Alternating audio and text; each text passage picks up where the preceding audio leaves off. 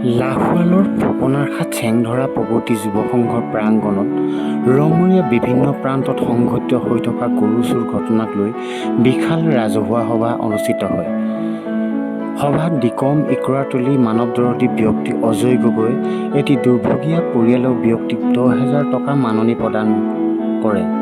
উল্লেখযোগ্য যে লাহোৱালৰ ফুকনাৰখাট গাঁৱৰ মদন কোঁৱৰ নামৰ দৰিদ্ৰ কৃষকগৰাকী অলপতে দুটি হালৰ গৰু চুৰি লৈ যায়। গৰুহালে আছিল ব্যক্তিগৰাকীৰ জীৱন জীৱিকা একমাত্ৰ সম্বল। মানৱদৰদী ব্যক্তি হিচাপে পৰিচিত অজয় গগৈ এই পদক্ষেপক বিভিন্নজনে শলাগ লোৱাৰ লগতে ফুকনাৰখাট গাঁৱৰ এই দুৰ্ভগীয়া কৃষকগৰাকীক সহায় হাত আগবঢ়াবলৈ ৰাইজক আহ্বান জনাইছে।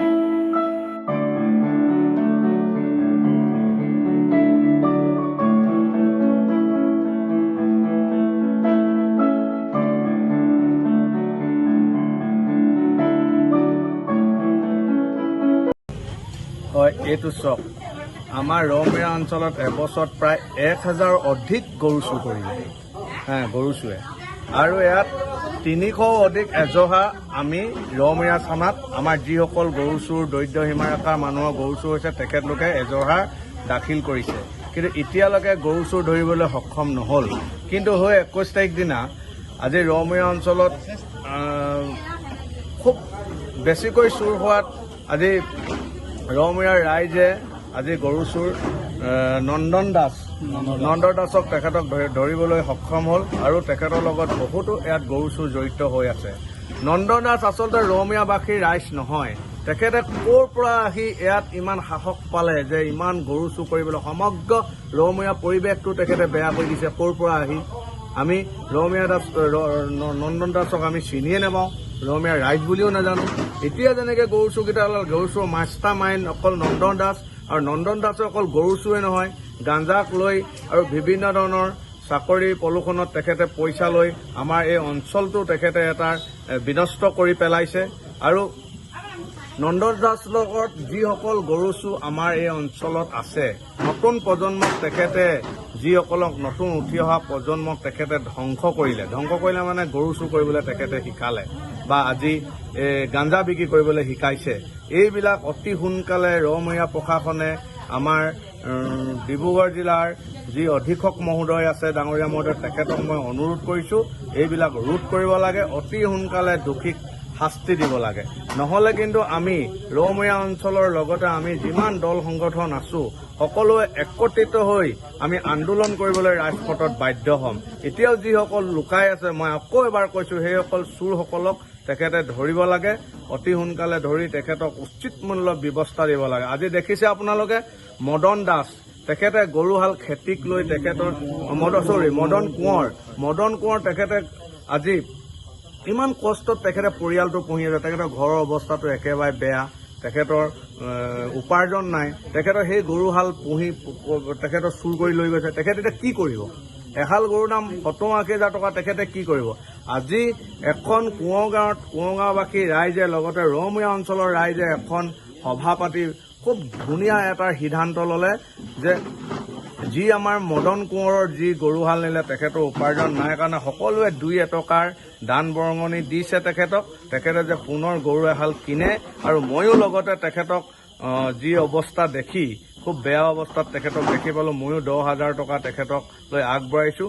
আৰু এইটো নহয়, আমাৰতো আৰু প্ৰায় মানুহৰ গৰু নিছে, তেখেতলোকো দুখীয়া পৰিয়াল মানুহৰ, কিন্তু তেখেতলোককো যদি মই যি দিব পৰা নাই, অনাগত দিনত মই তেখেতক আমি চৰকাৰৰ লগতো ইতিমধ্যে কথা বতৰা পাতিম, আমাৰ বিধায়ক মহোদয়ৰ লগত কথা বতৰা পাতিম, কেনেকৈ তেখেতলোকক যে আমি পৰিয়ালটোক পোহপাল দিবলৈ পাৰি তাৰ এটা উচিত সিদ্ধান্ত ল'বলৈ মই আমাৰ বিধায়ক, লাহোৱাল সমষ্টিৰ বিধায়ক সন্মানীয় বিনোদ হাজৰিকাৰ ডাঙৰীয়া দেৱক এই কথা অৱগত কৰাম। চৰকাৰৰ পৰা যদি কিবা সুবিধা আছে তেখেতক উলিয়াই দিবলৈ অনুৰোধ কৰিম, আৰু তেখেতলোকক যিসকল চোৰসকলক আছে পুনৰ যাতে এটা উচিত ব্যৱস্থা মই গ্ৰহণ কৰিবলৈ আকৌ এবাৰ কৈছোঁ। আৰু আমাৰ এই চাবুৱা আৰু লাহোৱাল অঞ্চলটো ড্ৰাগছ, গাঞ্জা এইবিলাক বিজনেছ বহুত বেয়াকে চলি আছে, আৰু নতুন প্ৰজন্ম বহুত বেয়াকে ড্ৰাগছটো আৰু গাঞ্জাটো খাব লৈছে। এইবিলাকক ৰোধ কৰিব লাগে, আৰু আমি জনসাধাৰণ আমি সচেতন হ'ব লাগে।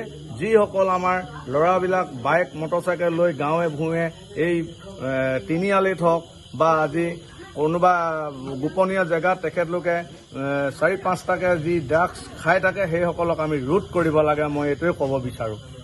আজি সভাখন হৈছে এদিনাখন 25 তাৰিখৰ দিনাখন তেওঁবিলাকক তাৰ পৰা ঘৰ এৰি যাবলৈ কোৱা হৈছিলে আৰু যিকেইজন মানুহ ধৰা নাই সেইকেইজনক ধৰিবলৈও কৈছিলোঁ।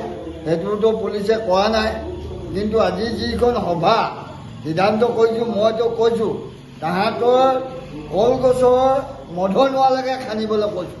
তেওঁবিলাকক এনেকৈ থ'লে নহ'ব। যিটো প্ৰণৱ দত্ত গাঁৱৰ গৰু চুৰ কৰি নিলে, তেওঁ আকাদিলা ল'লে, 10খন 12খন হ'লে মটৰচাইকেল এইবিলাক বন্ধ পথ লৈ থৈছে গৰু বেছি বেছি আমাৰ দুখীয়া মানুহৰ।